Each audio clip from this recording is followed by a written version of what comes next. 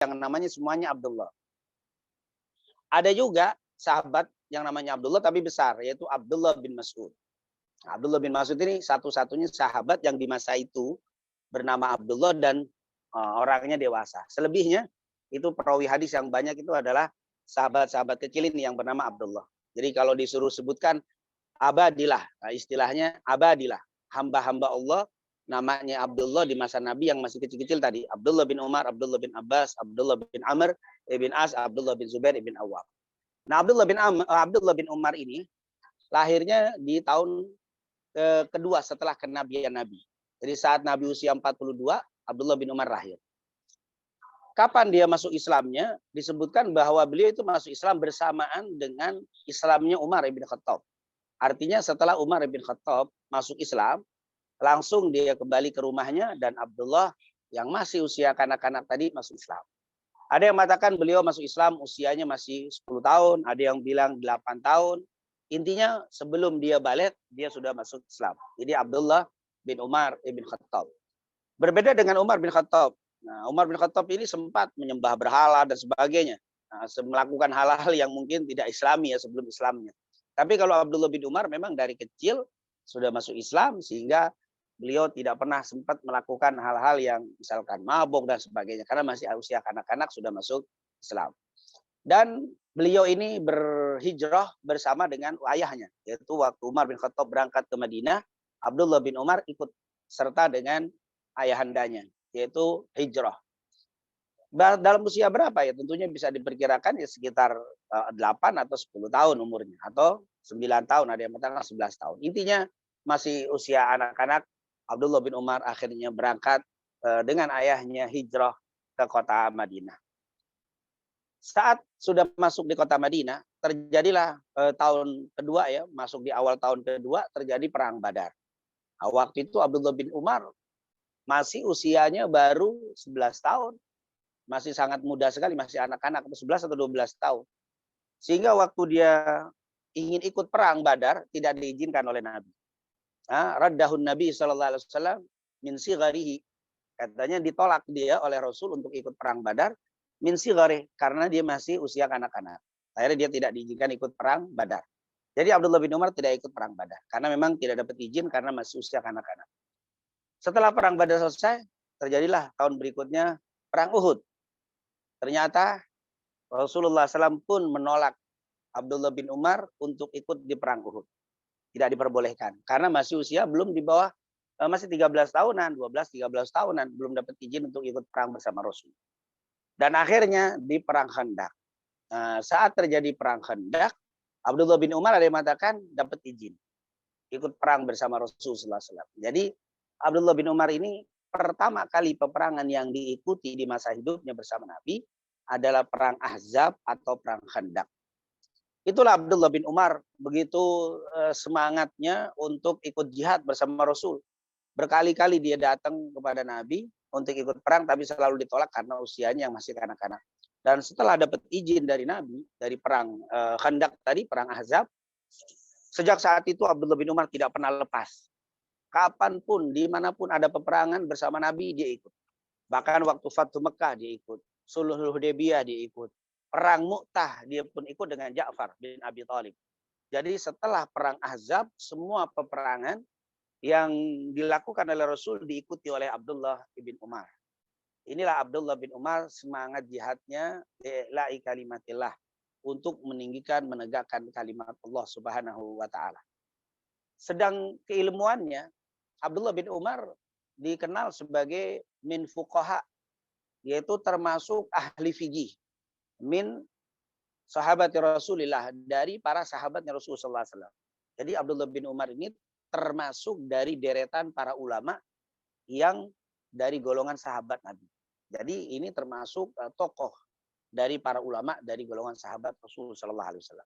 Keilmuannya luar biasa, baik di dalam tafsir, di dalam fikih, itu terkenal. Bahkan banyak sekali orang-orang yang datang ke Abdullah bin Umar tentunya setelah meninggalnya Rasul bertanya tentang hukum. Rasul Abdullah bin Umar memberikan fatwa yang cukup banyak. Itulah Abdullah bin Umar radhiyallahu anhu. Dan Abdullah bin Umar terkenal sekali dalam mengikuti jejak langkah Nabi. Artinya sunnah-sunnah Rasul itu tidak ada. Tidak ada, hampir tidak ada sunnah yang tidak dilakukan oleh Abdullah bin Umar. Semua yang dilakukan Rasul, dia lakukan. Bahkan tidak jarang beliau setelah melakukan satu amal soleh, dia akan temui istrinya Rasul. Dia akan tanya kepada para istrinya Nabi, apa kira-kira perbuatan Nabi yang belum kami lihat di luar. Karena memang kan para istri Rasul pasti lebih banyak mengetahui keadaan Rasul di dalam rumahnya. Jadi Abdullah bin Umar suka bertanya, para istri Rasul, kira-kira apa nih sunnah-sunnah Rasul, kebiasaan Rasul yang belum kami ketahui dan belum kami amalkan. Itu suka bertanya kepada para istrinya Rasul. Inilah Abdullah bin Umar. Begitu semangatnya dalam mengikuti sunnah-sunnah Nabi. Bahkan beliau ini seringkali datang kepada orang-orang dan yang kepada orang-orang yang tua atau di atas umurnya, dia akan tanya, wahai fulan, di manakah Rasulullah pernah sholat? Manakah tempat yang pernah diinjak, dipijak oleh Nabi? Kalau dikasih tahu, dia akan datangi tempat itu. Dikatakan tidak ada tempat yang pernah digunakan untuk sholat oleh Nabi, kecuali dia akan datangi tempat itu dan dia akan sholat di atasnya. Karena kan Nabi sering misalkan mengadakan perjalanan. Di tengah perjalanan Rasulullah berhenti, kemudian mendirikan sholat di situ. Maka Abdullah bin Umar akan cari tempat itu dan dia akan mendirikan sholat di tempat itu. Dikatakan oleh para ulama ahli sejarah, tidak ada satu tempat yang pernah digunakan sholat oleh Nabi, kecuali Abdullah bin Umar pernah sholat di tempat itu. Itulah Abdullah bin Umar. Di dalam mengikuti sunnah itu bukan hanya sunnah-sunnah ibadah-ibadah biasa, tapi semua. Bahkan para ulama suka mengatakan begini, seperti Qatadah pernah mengatakan begini, lau ra'aita kaifa ittaba'a ibna Umar sunnata Rasulillah laqulta lahu majnun. Seandainya engkau melihat bagaimana Abdullah bin Umar mengikuti sunnah Nabi, laqulta lahu majnun. Pasti engkau akan katakan kepada Abdullah bin Umar, dia itu orang gila. Seperti orang gila ngikuti Nabi. Bagaimana tidak? Seringkali Abdullah bin Umar itu kalau lagi sedang berjalan, tiba-tiba dia berhenti. Tiba-tiba dia jalan lagi. Tiba-tiba di satu tempat dia duduk. Tidak apa-apa, berdiri lagi lalu berjalan lagi. Sering melakukan itu. Akhirnya ada sahabat yang bertanya, Abdullah bin Umar, kenapa kamu melakukan itu? Kadang-kadang kau berjalan di satu tempat, tiba-tiba berhenti. Tiba-tiba kau berjalan di satu tempat, tiba-tiba kau duduk. Kemudian berjalan lagi. Lalu kenapa yang membuat kamu berhenti dan kenapa kamu sampai duduk di tempat itu? Setiap lewat di tempat itu. Apa kata beliau? Dulu saya pernah lihat Nabi Muhammad lewat di tempat ini. Dan ketika beliau lewat di tempat ini, beliau diam. Berhenti. Setelah itu berjalan lagi. Dan kenapa saya duduk di tempat ini? Dulu di sini ada sebuah pohon. Agak rindang pohon itu. Nabi kalau lewat di tempat ini, Rasulullah suka istirahat di bawah pohon ini. Rasulullah duduk. Oleh karena itu setiap aku lewat di tempat ini, walaupun pohon sudah tidak ada, pohon sudah tidak ada lagi, tapi aku akan tetap duduk di tempat ini seperti duduknya Rasulullah SAW dulu di masa ada pohon. Begitulah bagaimana Umar bin Khattab mengikuti sunnah-sunnah Rasulullah SAW. Makanya kata-kata ada seperti orang gila Abdullah bin Umar ketika mengikuti gerak-gerik Rasulullah SAW.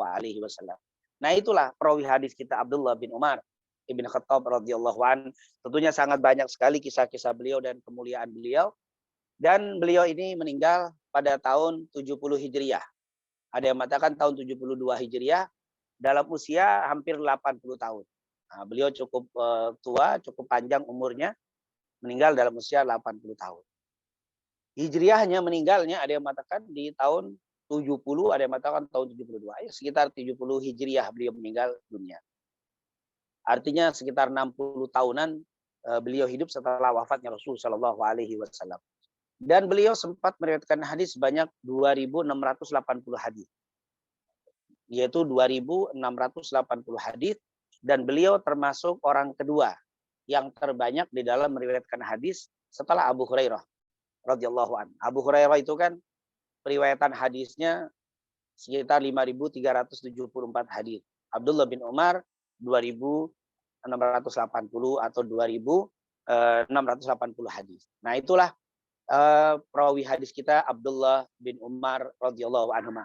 Ada yang mengatakan Abdullah bin Umar sebelum meninggalnya dan mengalami kebutaan. Jadi kedua matanya buta sebelum beliau meninggal dunia. Jadi saat beliau meninggal dunia di tahun 70 Hijriah itu, beliau meninggal dalam keadaan buta.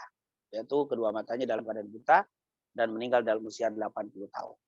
Itu mungkin sejarah biografi singkat Abdullah bin Umar, tapi insya Allah nanti bila bertemu dengan Abdullah bin Umar lagi, kita akan menceritakan lagi keistimewaan daripada Abdullah bin Umar.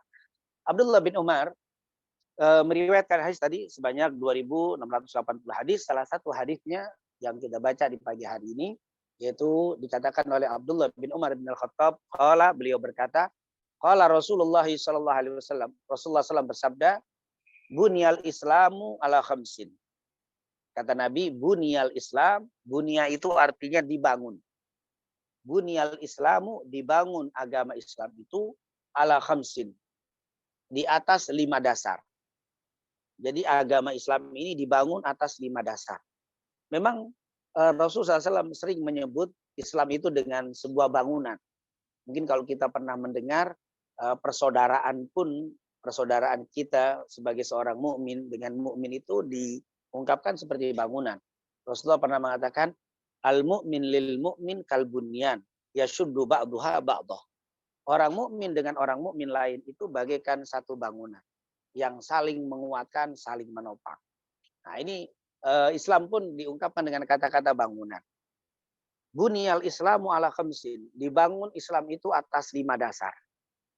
Jadi bangunan ini berdiri kokoh, Islam itu berdiri kokoh dengan ada 5 pondasi, 5 dasar. Yang pertama adalah syahadatu alla ilaha illallah wa anna Muhammadan Rasulullah, yaitu mengucapkan 2 kalimat syahadat. Nah, ini tentunya sudah kita pahami semua dan sudah kita bahas sebelumnya berkaitan dengan rukun Islam. Yang kedua adalah iqamus shalah, mendirikan sholat. Yang ketiga, wa ita'uz zakah, menunaikan zakat. Di hadis ini, wa hajjul bait, man istata'a ilaihi sabila, melaksanakan ibadah haji bagi yang mampu. Yang kelima, shaumu Ramadan, berpuasa di bulan Ramadan. Nanti di hadis lain ada yang shaum Ramadan dulu, puasa, baru yang terakhir hajjul bait man istata'a ilaihi sabila, pergi haji bagi mereka yang mampu. Intinya, saya tidak bahas tentang rukun Islamnya, baik dari syahadat, sholat, puasa, zakat, dan haji. Karena ini tentunya pembahasan nanti akan ada di dalam bab fikih. Kalau kita mau mendetilkan pembahasan ini ada di kitab fikih. Tapi yang kita ingin garis bawahi bahwa ketika seseorang sudah mengucapkan 2 kalimat syahadat, sudah mendirikan sholat, sudah menunaikan zakat, sudah puasa Ramadan, dan pergi haji jika mampu, maka dia adalah muslim. Dan dia itu adalah saudara kita. Nah, ini perlu kita catat. Perbedaan di dalam mendirikan sholat, pendetilannya itu hal yang harus kita maklumi. Tetapi rukun-rukun sholatnya itu tetap sama. Maka itu adalah saudara kita. Selama dia mengatakan sholat dalam satu hari, satu malam itu 5 waktu, duhur, asar, maghrib, isya, dan subuh. Dan selama orang itu mengatakan duhur itu 4 rakaat, asar 4 rakaat, maghrib 3, isya 4, subuh 2, maka dan memenuhi syarat-syarat rukun-rukun yang sama, maka dia itu adalah saudara kita. Maka dia adalah innamal mu'minuna ikhwah fa aslihu baina akhawaykum wattaqullaha la'allakum turhamun. Perbedaan di dalam pendetilan tata cara sholat itu tidak mengeluarkan seseorang dari Islam. Perbedaan di dalam pendetilan dalam mengamalkan puasa Ramadan itu tidak mengeluarkan dari Islam. Perbedaan di dalam pendetilan pembahasan tentang zakat itu tidak mengeluarkan orang dari Islam. Begitu juga haji. Perbedaan pendetilan di dalam amalan-amalan haji tidak menyebabkan orang keluar dari Islam. Selama mereka dengan berpegang dengan 5 dasar ini, maka mereka adalah Islam. Karena Rasulullah bilang, bunyal Islam, dibangun Islam atas 5 dasar. Berarti kalau sudah 5 dasar ini ada, maka dia itu adalah seorang muslim, dia itu seorang muslimah, dan dia itu adalah saudara kita yang harus kita perlakukan sebagaimana yang diajarkan Nabi Muhammad. La yu'minu ahadukum hatta yuhibba li akhihi ma yuhibbu li nafsihi.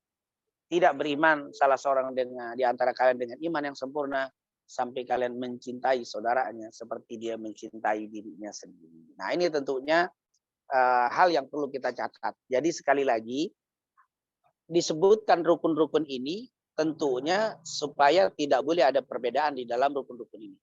Tetapi di dalam pendetilannya itu pasti ada perbedaan. Oleh karena itu sampai ada 4 mazhab, Imam Syafi'i, Maliki, Hambali, Hanafi, dan seterusnya. Semua ada perbedaan. Yang penting rukunnya sama. Nah, jadi kalau sudah rukunnya sama, maka dia adalah saudara kita, dia adalah orang Islam, dia adalah umat Nabi Muhammad Shallallahu Alaihi Wasallam. Semoga apa yang kita sampaikan, apa yang kita pelajari pada pagi hari ini menambah keimanan kita, menambah ketakwaan kita, dan menumbuhkan kesuburan persaudaraan di antara kita, dan juga menambah kecintaan kita kepada para sahabat Nabi Muhammad Shallallahu Alaihi Wasallam. Amin ya rabbal alamin. Mungkin itu yang bisa saya sampaikan sesi yang pertama ini. Mungkin kalau ada yang bertanya apa dengan yang kita bahas atau yang lainnya, failihi falyatafaddal, dipersilakan. Baik Ustadz, jazakallahu atas materi yang disampaikan terkait dengan hadis ketiga, hadis Arba'in Nawawi ya. Mungkin dari para jamaah ada ingin menyampaikan pertanyaan secara langsung atau melalui chat Zoom juga kami persilakan.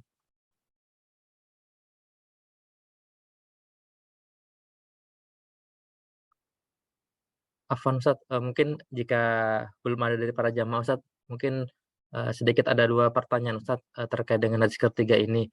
Terkait dengan rukun Islam ini, apakah memang urutan-urutan itu menunjukkan skala prioritasnya Ustadz? Jadi misalkan kita harus syahadat dulu, sholat, kemudian zakat, terus kemudian puasa dan haji gitu Ustadz ya. Jadi ketika misalkan kita beribadah, beramal soleh gitu kan kita tentu kan memiliki skala prioritas Ustadz ya.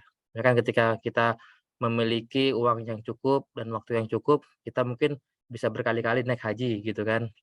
Atau mungkin kita diutamakan kita bersedekah, berinfak kepada anak yatim, piatu dan sebagainya Ustadz. Itu yang pertama, apakah emang seperti itu? Dan yang kedua Ustadz, terkait dengan haji Ustadz ya. Mungkin saat ini kan memang kalau sepengetahuan kami kan terkait dengan waktu tunggu haji kan cukup lama Ustadz ya. Ada yang berpuluh-puluh tahun Ustadz ya. Ada yang menyampaikan terkait dengan mungkin kalau memang ada uang, ada rezeki gitu kan, sebaiknya umroh dulu gitu kan, karena terkait dengan naik haji ini kan sangat lama waktunya Ustadz ya, dan mungkin pemerintah juga punya prioritas terkait dengan siapa yang akan diberangkat terlebih dahulu Ustadz. Apakah memang diperkenalkan seperti itu Ustadz ya? Jadi kita mungkin kita umroh dulu aja gitu sambil nanti mungkin kita ada keluar waktu, ada rezeki lagi untuk naik haji Ustadz. Mungkin 2 hal itu Ustadz terkait dengan hadis ketiga Ustadz.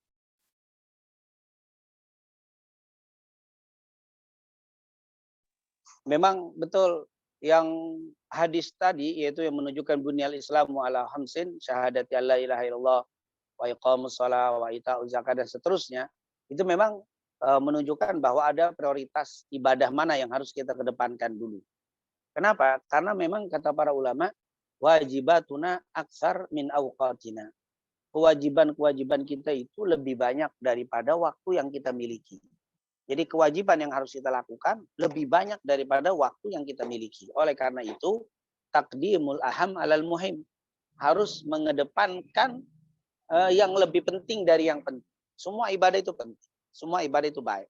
Tetapi harus kita pilih mana yang harus lebih kita lebih dahulukan. Mana yang harus lebih kita utamakan. Mana yang lebih penting. Karena semua itu penting. Semua baik. Tapi mana yang lebih baik, mana yang lebih penting. Itu betul.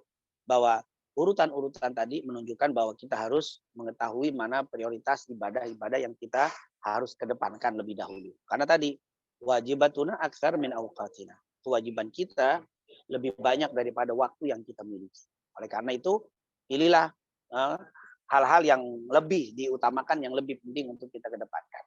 Itu betul sekali. Jadi memang ada prioritas ibadah yang harus kita lebih kedepankan.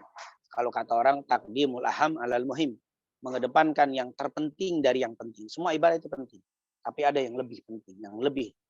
Di antara ibadah-ibadah itu ada yang lebih penting atau yang terpenting. Kemudian tetapi tentunya perlu dicatat, walaupun ada prioritas, misalkan sholat lebih dulu daripada zakat dan seterusnya, tetapi semua rukun Islam itu adalah satu rangkaian yang tidak boleh dipisah. Tidak boleh dipisah satu dengan yang lain. Tapi kalau kita katakan ini lebih penting, ya. Tapi tetap semuanya adalah satu rangkaian yang tidak boleh dipisah antara satu dengan lain. Kalau dipisah, maka itu akan hancur. Seandainya misalkan orang itu syahadat sudah, sholatnya rajin, zakatnya luar biasa, puasanya luar biasa, tapi dia mengingkari haji, maka ini akan merusak semuanya, yaitu merusak 4 yang sudah dilakukan ini. Jadi ini memang satu rangkaian yang tidak boleh dipisah antara satu ibadah dengan ibadah yang lain. Tetapi ada yang lebih harus kita perhatikan. Kenapa kata ulama kok apa sholat dikedepankan?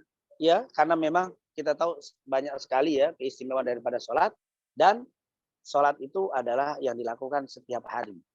Bahkan satu hari 5 kali. Sementara zakat ini kan setahun sekali. Puasa itu setahun sekali. Haji yang paling terakhir seumur hidup sekali. Jadi ini makanya sholat itu yang dikedepankan. Kenapa? Karena dia itu yang rutin yang kita lakukan dalam satu hari bahkan sampai 5 kali. Itu adalah yang pertama. Kemudian yang kedua tadi ini saya lupa tadi. Yang kedua maaf. Afwan Ustadz, terkait dengan ini Ustadz, ada pernyataan bahwa, dengan waktu tunggu haji yang lama Ustadz ya kan, ada yang Oh ya, menyampaikan lebih ya, baik afdolnya gitu kan, kita umroh dulu umroh. karena kan Ya, lama ya. betul. Bagaimana Ustadz? Ya memang betul. Sekarang ini untung ya memang subhanallah Allah Maha tahu dengan membuat syariat ini ternyata haji itu diwajibkan seumur hidup sekali. Ternyata baru kita rasakan hikmahnya. Mungkin kalau zaman dulu tidak perlu seumur hidup sekali karena setiap tahun mereka bisa berhaji. Bagi orang yang tinggal di Mekah misalkan ya tiap tahun bisa pergi haji, atau mungkin yang di Madinah bisa pergi haji, atau mungkin zaman dulu bisa yang kaya mungkin bisa pergi haji setiap tahun, tapi saat ini tidak bisa. Jangankan kita yang di luar, yang di dalam negeri seperti di Mekah atau di Madinah, itu juga tidak bisa setiap tahun pergi haji saat ini. Mereka ada kewajiban tasrih namanya, itu sangat ketat. Bahkan boleh jadi nggak dapat izin untuk bisa berangkat haji. Orang di sana, apalagi di sini. Oleh karena itu, ini ada hikmah yang luar biasa. Allah tetapkan haji itu seumur hidup hanya sekali. Subhanallah. Ini satu nikmat. Ini betul-betul rahmatan lil alamin. Agama yang membawa rahmat ini. Kemudian bagaimana? Sekarang sudah kita tahu kalau kita daftar haji sekarang itu bisa jadi 20, 25 tahun baru berangkat. Paling cepat 15 tahun. Sementara apalagi saat ini usia ada orang yang sudah usia lanjut gitu. Kalau umur 60 tahun baru daftar, ya harapan untuk bisa berangkat ya paling 70 sampai 80 tahun ini sulit. Lalu bagaimana kalau kita ambil misalkan inisiatif umroh dulu? Boleh. Kata para ulama bahwa ada hadis Rasulullah SAW, al-umratu fi Ramadan ta'dilul hajj. Di dalam hadis Abu Hurairah dalam Sahih Bukhari Muslim, Rasulullah pernah bersabda, al-umratu fi Ramadan ta'dilul hajj. Umrah di bulan Ramadan itu seperti berhaji. Di dalam hadis lain, al-umratu fi Ramadan ta'dilul hajji ma'i. Ta'dilul hajjati ma'i katanya. Orang yang umrah di bulan Ramadan seperti haji bersamaku. Nah, ini tentunya satu solusi yang luar biasa dari Nabi. Jadi kalau kita memang mengalami kesulitan dengan belum daftar haji, kalau kita daftar sekian puluh tahun, tentunya ada solusi, yaitu untuk melakukan ibadah umroh. Terutama ibadah umroh bulan Ramadan. Terutama ini ya, untuk orang-orang yang sudah lanjut usia. Yang saat ini sudah umur 70, 70 tahun dan sekian, atau sudah 60 sekian. Nah ini lebih baik daftarkan saja untuk umroh di bulan Ramadan, akan bersama seperti haji bersama Rasulullah SAW. Ini tentunya solusi bagi orang yang sudah punya sulit untuk mendapatkan kesempatan berhaji. Karena melihat kondisi yang saat ini yang tidak mudah untuk berangkat haji. Tapi bagi yang muda, tentunya walaupun kita bisa mengganti dengan umroh, tapi kalau ada rezeki tetap dianjurkan mendaftar. Daftarkan saja untuk berangkat haji. Masalah dia berangkat sekian puluh tahun lagi, tidak usah dipikirkan. Nah, kalau ada rezeki, iringi dengan umroh. Sambil kita tunggu haji. Biarkan haji nanti sudah didaftar. Yang penting sudah mendaftar lebih dulu. Jangan kita mengambil umroh tapi kita tidak mau mendaftar. Tapi daftarkan dulu. Lalu ada rezeki lain, alhamdulillah berangkatlah umroh. Untuk apalagi bisa umroh di bulan Ramadan. Itu luar biasa. Nah ini tentunya kalau yang sudah usia lanjut, cukup dengan umroh Ramadan insya Allah. Karena untuk haji akan mengalami kesulitan. Tapi yang masih muda tetap harus mendaftar untuk berhaji, lalu diiringi dengan kalau ada rezeki lebih, iringi dengan umroh. Wallahu a'lam bishawab. Baik Ustadz, jazakallahu khairan jawaban yang disampaikan. Mungkin, ini Ustaz, ada satu pertanyaan Ustaz di chat Zoom dari Pak Aris. Izin bertanya Ustaz, mohon penjelasan singkat antara Syiah, Ahmadiyah, Jamaah Tabligh, dan LDI gitu. Mungkin Afwan Ustaz di luar sedikit dari tema Ustaz, Afwan. Wah, ini pembahasan panjang ini. Tentunya berkaitan dengan beberapa aliran ini.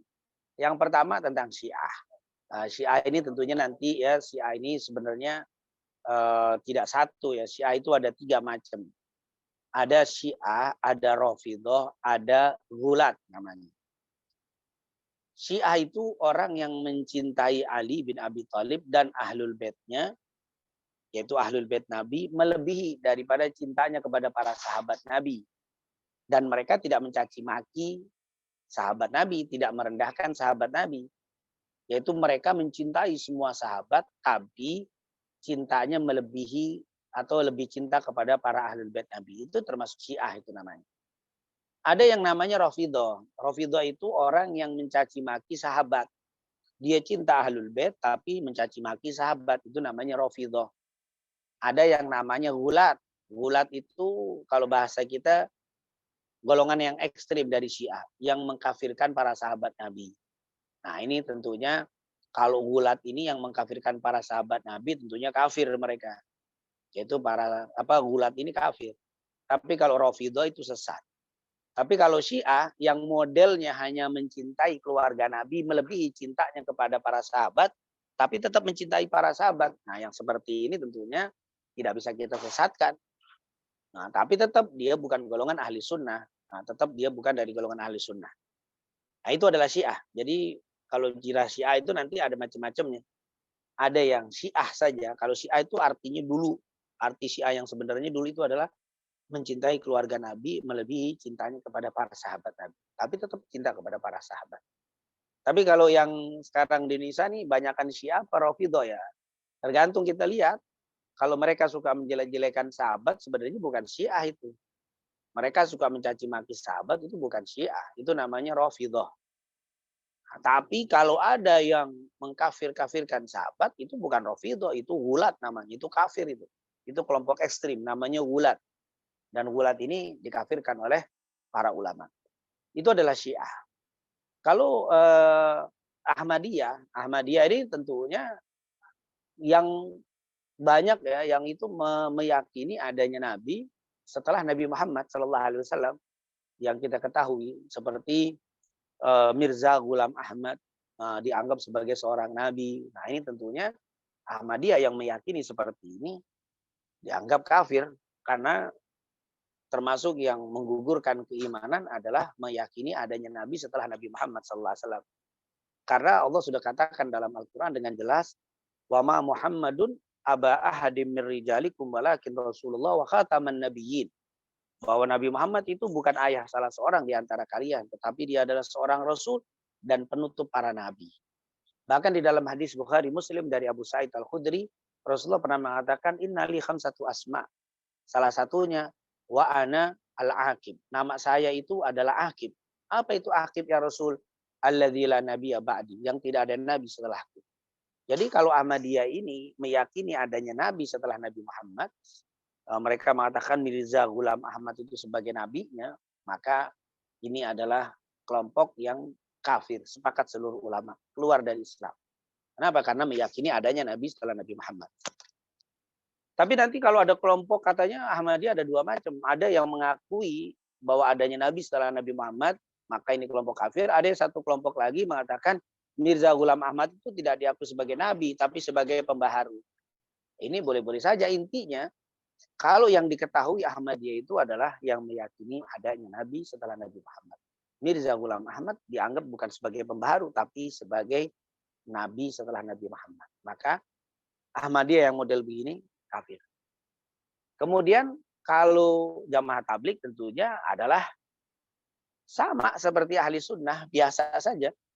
Ada yang bermadzhab Syafi'i, ada yang bermadzhab Hambali, fikihnya. Ada yang bermadzhab Hanafi, ada yang bermadzhab Maliki, fikihnya. Hanya jamaah tabligh ini yang beda itu adalah metode dakwah. Jadi metode dakwah. Metode dakwah jamaah tabligh itu adalah dia dengan materi dakwahnya terfokus kepada keseharian Nabi, baik sholatnya, makan, minum, tidur, itu fokus ke situ.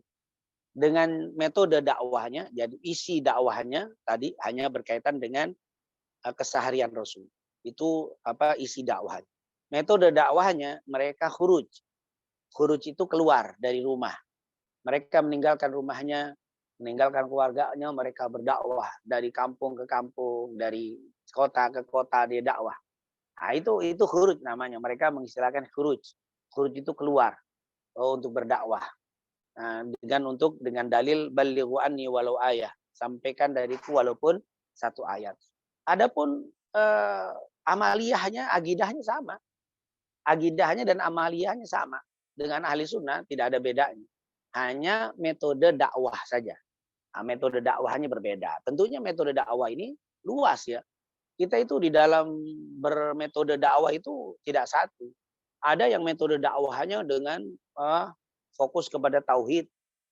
Ada yang lewat media, ada yang lewat tulisan, ada yang lewat yang langsung berhadapan dengan ceramah, ada yang macam-macam metode dakwah ini. Nah, ini tentunya salah satu metode dakwahnya adalah tabligh. Tabligh itu artinya menyampaikan. Yaitu jamaah tabligh artinya jamaah yang menyampaikan, yang berdakwah. Yaitu dakwahnya memang isinya hanya seputar keseharian Rasul sallallahu alaihi wasallam. Cara makan, minum Nabi, cara berjalan, cara bicara, cara sholat dan seterusnya. Itu adalah jamaah tabligh. Dan sekali lagi, saya sangat-sangat tidak setuju kalau ada yang menyesatkan jamaah tabligh. Adapun dia berbeda dengan kita dalam menyampaikan dakwahnya itu wajar. Itu boleh-boleh saja. Saya tidak sepaham, saya tidak sejalan dengan dakwah jamaah tabligh. Boleh, silakan mengucapkan itu. Karena memang di dalam berdakwah itu tidak harus satu jalan. Di dalam menyampaikan dakwah Nabi ini tidak harus dengan satu metode. Setiap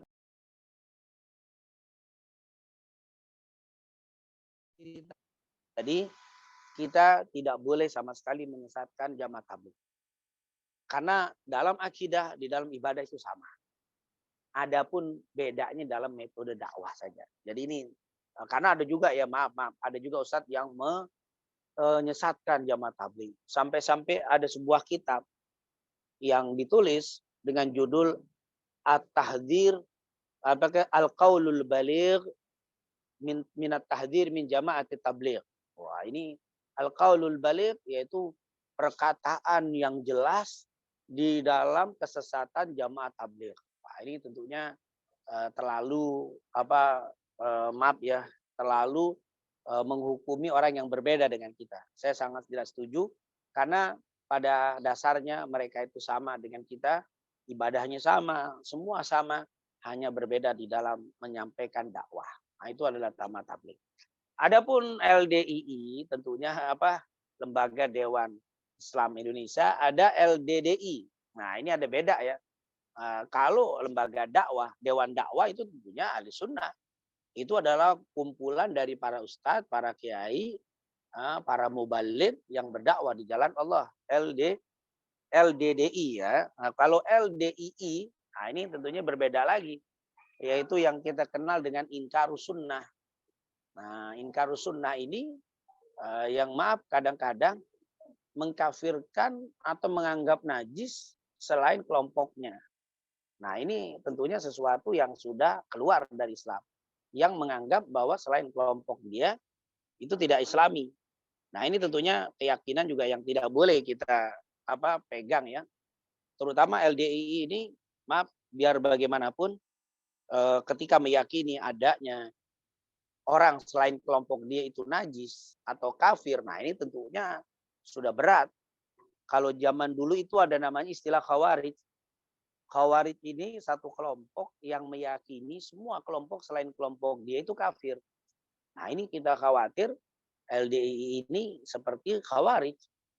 Nah, ketika menganggap kelompok selain kelompoknya najis atau kafir, bahkan tidak boleh, bahkan maaf ada ya, saya sendiri belum pernah menemui, tapi saya mendengar cerita dari banyak orang kalau kita duduk di tempatnya atau di tempat ibadahnya langsung dibersihkan, dipel, dilap karena dianggap najis. Wah, ini tentunya satu aliran yang tentunya harus kita hindari. Kenapa?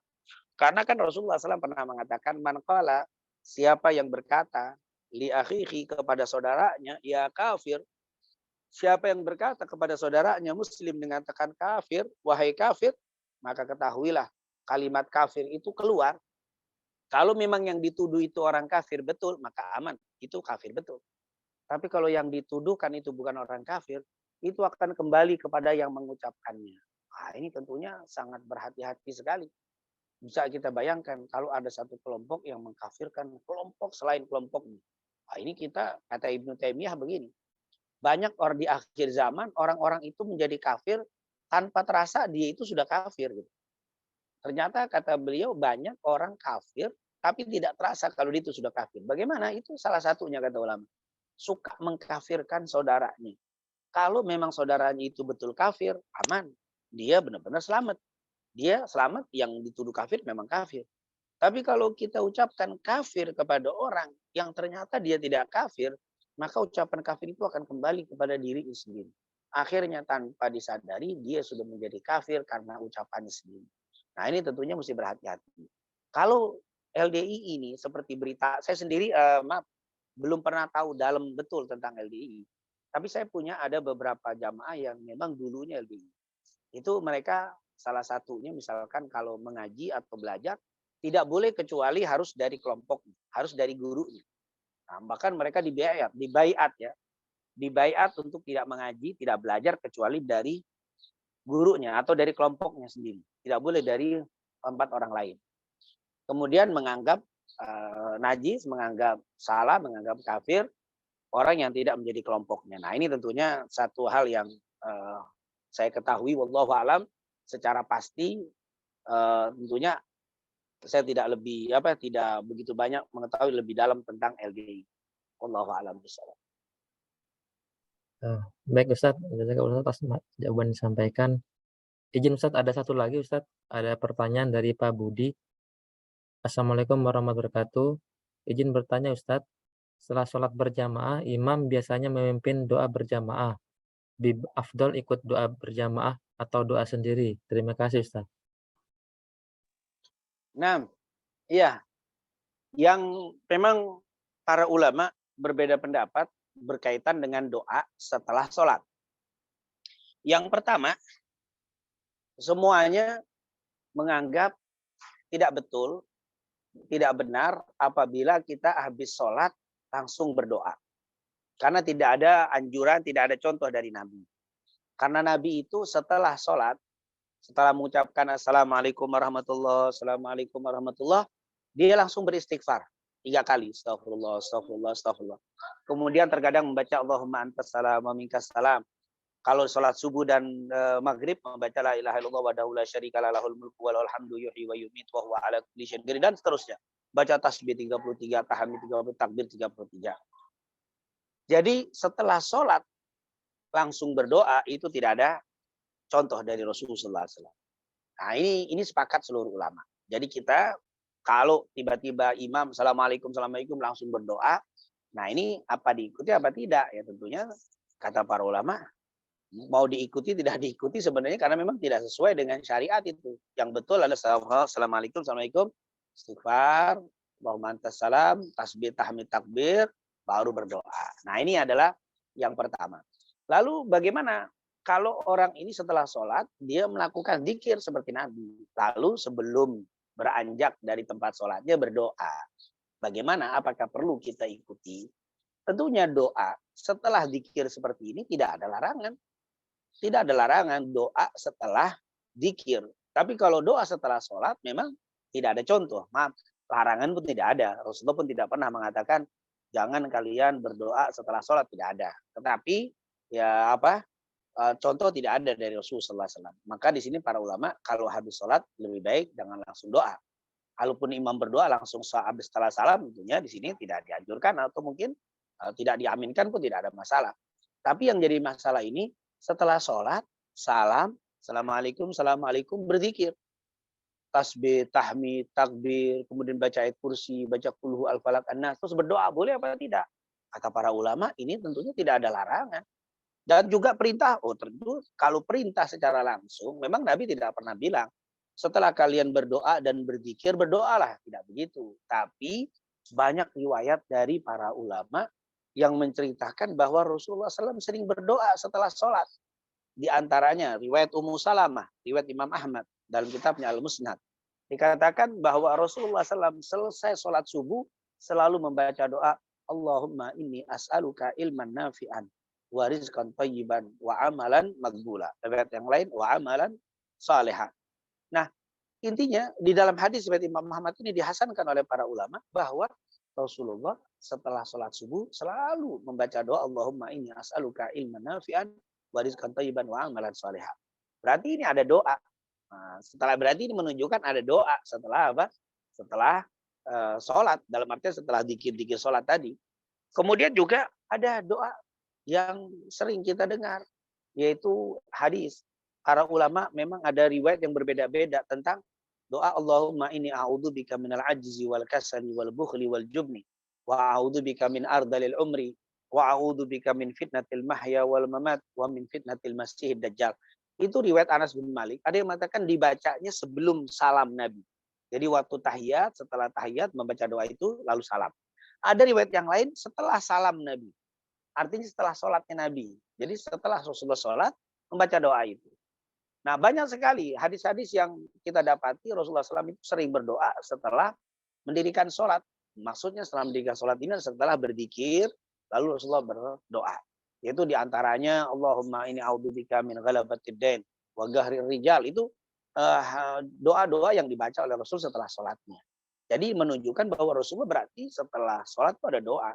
Bahkan ada hadis, walaupun para ulama berbeda pendapat tentang hadis ini, afdhalud doa ba'da shalawatil mafruḍah, kata Rasulullah. Sebaik-baik doa adalah setelah sholat fardu. Nah, ini jadi alhamdulillah sudah menjadi terbanyak pendapat ulama berdoa untuk setelah sholat. Ya, kata-kata berdoa setelah sholat itu maksudnya adalah setelah sholat berzikir dulu baru berdoa. Kemudian bagaimana Ustaz? Kalau imam ini berdoa lalu kita mengaminkan, artinya doa berjamaah. Nah, jadi pembahasannya sebenarnya boleh tidak doa berjamaah. Tentunya di dalam doa berjamaah ini terjadi perbedaan di antara ulama. Ada yang mengatakan yang pertama, pendapat yang pertama mengatakan tidak ada doa berjamaah. Karena Nabi tidak pernah doa berjamaah. Sahabat juga tidak pernah berdoa berjamaah. Maka dalil ini menunjukkan bahwa tidak boleh doa berjamaah. Jadi kalau saya berdoa, ya, tidak boleh diaminkan karena itu termasuk berjamaah.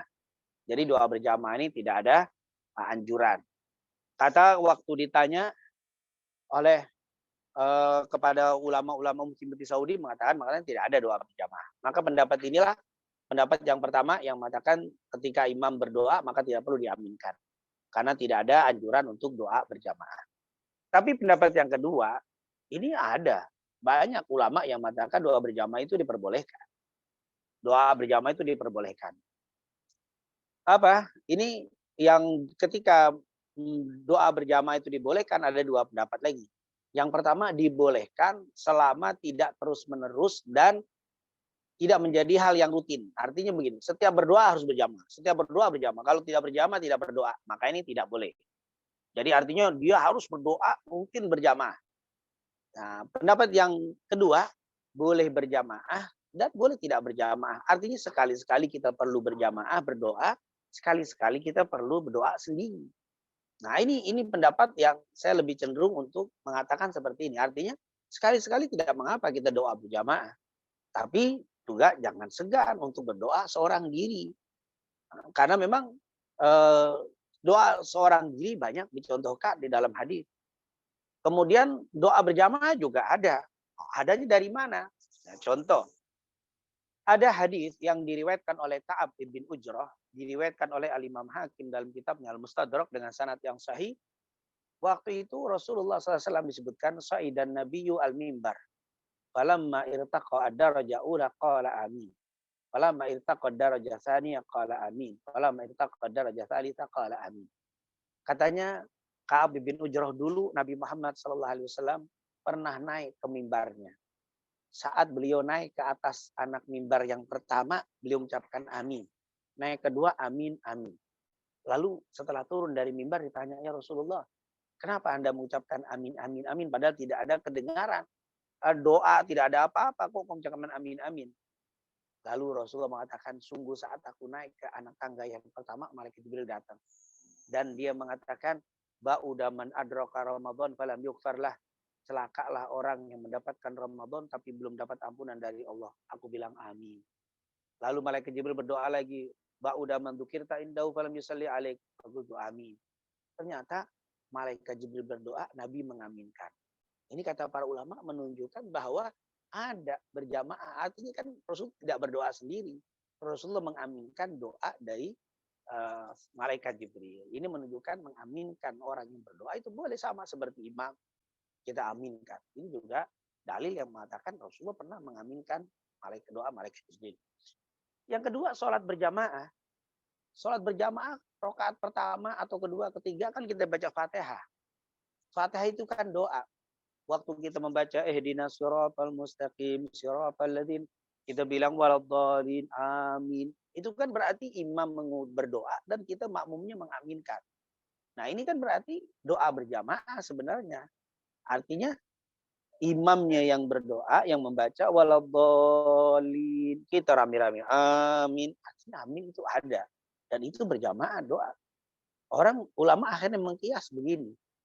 Sholat itu ibadah yang termulia ketika dikerjakan sendiri itu satu, ketika berjamaah 27. Begitu juga doa-doa ibadah-ibadah yang lain yang sifatnya berjamaah itu pasti lebih nilainya dibanding ibadah yang bersifatnya sendiri. Yaitu misalkan haji berjamaah itu nilainya lebih besar. Sholat sunnah yang bersifat berjamaah itu lebih besar. Idul Adha, Idul Fitri. Artinya doa pun adalah ibadah. Ketika kita ibadah dengan berjamaah, dengan doa, maka ini tidak ada larangan seperti dikias dengan ibadah-ibadah tadi. Dan begitu juga dalam Al-Quran. Dalam Al-Quran itu kalau kita baca doa itu selalu doanya itu menggunakan domir nahnu. Rabbana zalamna anfusana wa illam taghfir lana wa tarhamna Rabbana atina fid dunya Rabbana la tu'akhidna. Itu kan kalimat ya Allah, berikanlah kepada kami kebaikan di dunia dan kebaikan di akhirat. Kami, ya Allah, janganlah Engkau berikan kepada kami. Kami itu kalimat kami. Kami itu biasanya digunakan untuk berjamaah. Bukan Rabbi atini fid dunya, tapi Rabbana atina. Ini menunjukkan ketika diaminkan karena berjamaah itu hal yang wajar dan itu hal yang boleh. Karena menggunakan domirnya nahnu. Nah, nahnu itu menunjukkan kami. Ya maaf kalau saya berdoa sendiri kan ya Allah berikanlah kepada aku. Tapi ketika ya Allah berikanlah kepada kami. Berarti di belakang kita itu ada orang yang kita doakan dan mereka mengaminkan apa yang kita doakan. Nah, alhamdulillah saya tidak berpanjang lebar berkaitan dengan bab ini. Intinya ketika kita ikut dengan imam bagaimana, apakah kita mengaminkan? Kalau saya sendiri lebih baik ikut mengaminkan. Tapi saya tidak menyalahkan ketika ada orang bilang jangan diikuti karena itu tidak dicontohkan sama Nabi. Silakan. Tapi ketika kita mengikuti imam ada hadis begini. Man shalla ma'al imam hatta yansarifa. Siapa yang sholat bersama imam sampai yansarif, sampai imam itu selesai. Yansarifa itu sampai berpaling. Siapa yang sholat dengan imam sampai tuntas yansarif, maka ditulis seperti menghidupkan satu malam penuh dalam ibadah. Dicari hadis manapun, pasti ketika kita ngikutin imam, dianjurkan untuk sampai tuntas. Hatta yansarifa. Jangan dikatakan maksudnya ikut sholat sampai imam sampai salam selesai. Oh, itu mah nggak usah dibilang. Karena kalau kita ikut imam ya pasti sampai salam. Tidak mungkin setengah salam kita pergi dari imam kan. Nah, kata-kata hatta yansarif sampai imam bubar. Sampai Umar berpaling. Sampai imam selesai. Berarti sampai selesai ini kapan? Bukan kata-kata ikuti imam sampai selesai. Bukan berarti imam sampai assalamualaikum. Waalaikumsalam. Itu mah nggak usah dikasih tahu. Sudah pasti kita ikut. Maksudnya adalah sampai imam menganggap selesai. Dia berzikir, dia berdoa, kita ikut dulu. Sampai dia selesai, maka kita selesai. Itu adalah mengikuti imam sampai selesai. Tapi sekali lagi, itu kita lihat perbedaan yang banyak dan insya Allah kita semuanya bisa saling menghargai, saling memahami, dan tentunya para imam dianjurkan untuk jangan terlalu berlama-lama. Kadang-kadang yang jadi masalah imam ini berlama-lama, apalagi di kantor, sementara kita di kantor ini banyak pekerjaan, maka ketika kita tinggalkan, bukan salah makmum, tapi salah imam yang terlalu berlama-lama. Wallahu a'lam bishawab. Ya, baik Ustadz, jazakallahu atas jawaban yang disampaikan. Mungkin satu lagi Ustadz Afwan, karena sudah hampir jam 8, mungkin, pertanyaan terakhir Ustadz, dari Pak Anang. Assalamualaikum warahmatullahi wabarakatuh. Izin bertanya Ustadz, mohon pencerahan terkait kewalian atau kekaromahan. Mengingat beberapa orang yang berperilaku agak aneh justru dianggap sebagai wali, padahal kesehariannya tidak kelihatan sebagai ahli ibadah. Semakin aneh justru dianggap semakin wali. Mohon pencerahannya Ustadz. Jazakallahu Ustadz. Iya, kita tidak mengingkari adanya wali. Karena wali itu disebutkan di dalam hadis Rasulullah SAW, hadis qudsi. Rasulullah pernah bersabda dari hadis Abu Hurairah, Rasulullah bersabda, Allah berfirman, "Man 'adali waliyan faqad adzantuhu bil harb." Siapa yang memusuhi kekasihku, wali-waliku, maka dia telah mengibarkan bendera untuk berperang denganku. Berarti wali itu ada. Tidak boleh kita ingkari karena memang sudah kita sepakati bahwa keanehan wali itu punya keramah, yaitu karomah. Ya, punya keanehan atau karomah. Dan karomah itu juga tidak boleh diingkari karena ada sekali. Di dalam Al-Quran banyak cerita seperti Ashabul Kahfi, itu adalah para walinya Allah. Mereka bisa tidur sampai 350 tahun, itu kan bukan nabi, bukan apa, berarti itu wali. Yaitu orang-orang soleh yang memiliki keanehan. Begitu juga cerita-cerita banyak di dalam Al-Quran dan juga di dalam hadis. Seperti contoh 3 orang yang tertutup ya di goa. Ketika mereka itu berlindung dari hujan, masuk ke goa, kemudian ternyata batu goa itu tertutup. Lalu 3 tadi berdoa dengan bertawasul dengan amal-amal soleh, dan akhirnya batu itu terbuka tanpa didorong. Itu kan karomah namanya. Itu namanya wali. Jadi wali itu tidak boleh kita ingkari. Wali itu siapa? Para kekasihnya Allah. Terus mereka punya karomah, tidak boleh diingkari karena karomah itu ada di dalam Al-Quran, di dalam hadis. Karomah itu sudah diceritakan. Banyak cerita-cerita tentang karomah. Itu yang diberikan kepada para wali Allah. Tetapi yang jadi masalah, kita itu sekarang ini gampang menyematkan gelar wali kepada seseorang gitu. Apalagi orang-orang itu yang kita gelari wali, amalnya tidak melakukan ibadah-ibadah atau tidak melakukan amal yang semestinya diperintahkan oleh Allah dan Rasulnya. Bahkan melakukan kemaksiatan atau melakukan hal-hal yang dilarang oleh Allah dan Rasulnya. Nah, ini tentunya tidak bisa. Kita meyakini adanya wali, kita meyakini adanya karomah, tapi tidak setiap yang aneh, setiap yang nyeleneh itu dikatakan wali.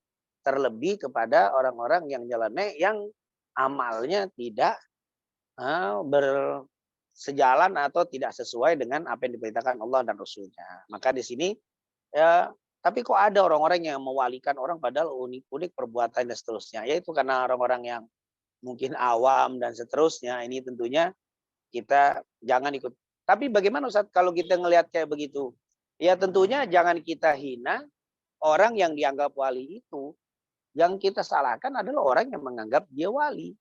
Karena orang itu mungkin ada kurang misalkan kurang sehat ya mungkin, terus diwali-walikan, terus ya tentunya jangan kita salahkan orang yang diwali-walikan itu karena dia pasti tidak meminta untuk diwali-walikan. Justru yang mewali-walikan itu adalah orang-orang yang mengikuti. Maka yang kita salahkan adalah mengikuti. Mesti kau lihat itu orang bagaimana amalnya. Kok bisa engkau jadikan wali? Tapi jangan disalahkan, jangan dicaci maki orang yang diwali-walikan itu. Kita tidak tahu. Nah, ini jangan kita mencaci maki orang yang diwali-walikan. Justru yang kita salahkan adalah orang yang mewali-walikannya itu. Sama seperti orang gila. Lalu ada orang memuji-muji orang gila. Jangan disalahkan orang gilanya. Kita puji adalah yang kita salahkan yang memuji-mujinya. Kata para ulama, jangan kau salahkan orang yang jadi sesembahan. Nah, kecuali dia yang minta atau memaksa, baru kita salahkan. Bahkan kita lihat ada sesajian pohon dijadikan sesembahan atau kuburan dijadikan tempat permintaan. Tentunya bukan kuburannya yang dibongkar, bukan pohon yang ditebang, tapi mestinya orang itulah yang harus ditegur, orang itu yang harus diberitahukan dan ditegakkan amal ma'ruf nahi munkar. Wallahu a'lam bishawab. Baik Ustadz, Afwan Ustadz, ini menjelang akhir ada 2 pertanyaan Ustadz. Kalau berkenan izin menyampaikan 2 lagi pertanyaan Ustadz. Nah, Pertama ya silakan. dari Pak Saifuddin terkait dengan Ya, sholat Ustadz. Izin bertanya Pak silakan. Ustadz, apa hukumnya ketika kita sedang sholat tiba-tiba menguap? Ada sebagian pendapat sholatnya tidak sah dan harus diulang. Mohon pencerahan. Ya. Iya, Mungkin tentunya satu dulu, Ustaz, ya. oh ya, silakan. Lanjut. Mungkin satu dulu aja, Ustaz. Nanti yang kedua setelah ini, Ustaz. Ya. Jadi menguap tidak membatalkan. Nah, jadi kalau kita sholat menguap cukup ditutup saja.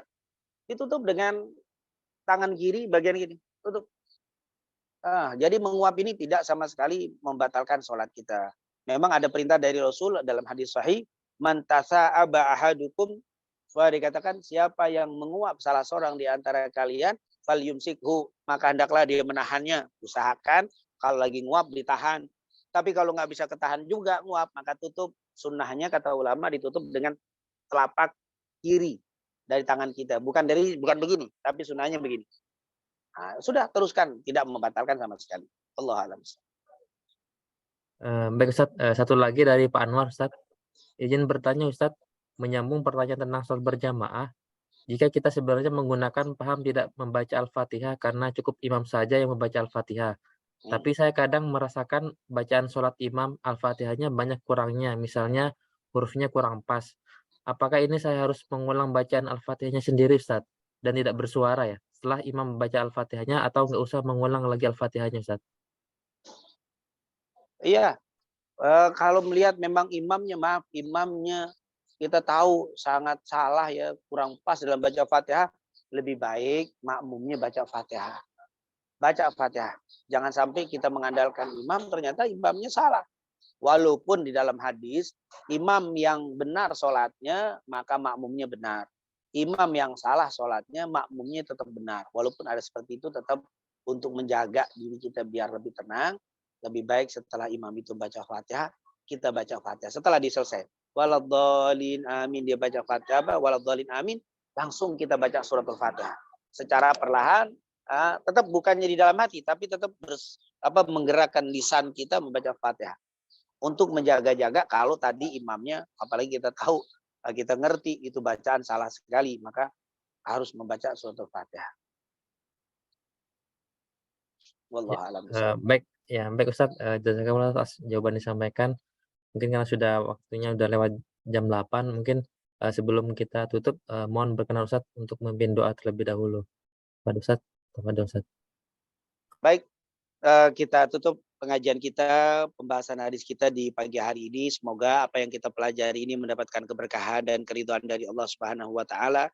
Semoga majelis yang kita lakukan di pagi hari ini walau melalui Zoom, insya Allah menjadi pembuka pintu keberkahan di dalam rezeki kita, menjadi pengangkat segala kesulitan kita dan diampuni segala dosa dan kekurangan kita. Amin amin ya rabbal alamin. Allahumma shalli ala sayyidina Muhammad wa ala ali sayyidina Muhammad. Allahumma inna nas'aluka ilman nafi'an wa rizqan thayyiban wa amalan salihan maqbula. Allahumma inna na'udzubika min ilmin la yanfa' wa min qalbin la yakhsha wa min nafsin la tashba wa min du'ain la yusma' bi rahmatika ya arhamar rahimin. Rabbana atina fid dunya hasanah fil akhirati hasanah wa qina adzabannar. Wa sallallahu ala sayyidina Muhammadin wa ala alihi wasallam. Alhamdulillah rabbil alamin. Silakan. Ya, saya mohon maaf sekali lagi, jazakumullah khair. Assalamualaikum warahmatullahi wabarakatuh. Waalaikumsalam warahmatullahi wabarakatuh. Atas materi yang disampaikan pada para jamaah, juga kami ucapkan terima kasih dan kami tutup dengan bacaan hamdalah dan doa penutup majelis. Alhamdulillahirabbil alamin. Subhanaka wa bihamdika asyhadu an la ilaha illa anta astaghfiruka wa atubu ilaik. Kurang lebihnya mohon maaf. Wassalamualaikum warahmatullahi wabarakatuh. Waalaikumsalam.